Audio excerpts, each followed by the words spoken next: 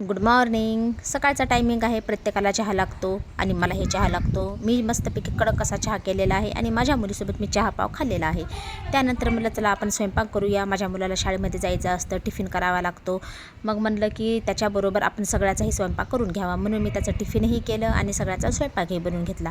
तर स्वयंपाकामध्ये मी गोबीची भाजी आणि तुरीचं वरण, भात, थोड्या चपात्या आणि भाकरी करणार आहे.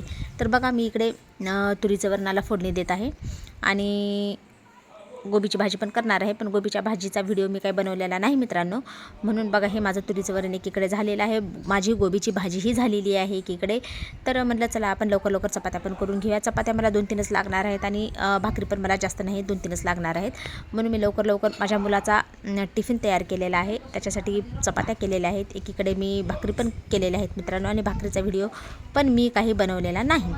तर बघा माझ्या पूर्ण इकडे चपात्या झालेल्या आहेत आणि त्यानंतर मी माझ्या मुलाचा पण टिफिन लगेच भरून घेतलेला आहे. त्याची पाण्याची बॉटल, वह्या, पुस्तक, त्याची सर्व बॅग मी तयार केलेली आहे. त्याला आंघोळ वगैरे घातलेली आहे आणि त्याला स्वच्छ असं तेल वगैरे लावून त्याला तयार केलेलं आहे मी आणि माझा मुलगा शाळेत गेलेला आहे. तर बघा हे माझे आई आणि वडील आहेत आणि वडिलाला माझ्या काहीतरी शिवायचं होतं दुपटं वगैरे माझ्या बाळासाठी. तर माझी ही आई आहे आणि आई बघा कशी वडिलाला सकाळी सकाळी मदत करत आहे ते. तर एकीकडे ह्यांचं काम एकीकडे चालू आहे आणि एकीकडे माझं काम चालू आहे. तर बघा इकडे माझी मुलगी खेळत आहे. भैया तिचा शाळेत गेलेला असल्यामुळे आता तिला कोणाचीही गरज नाही, ती एकटी खूप छान खेळत असते आणि म्हणजे ती जास्त मला काही त्रास देत नाही, त्यामुळे मला कुठल्याही गोष्टीचं फारसं टेन्शन येत नाही.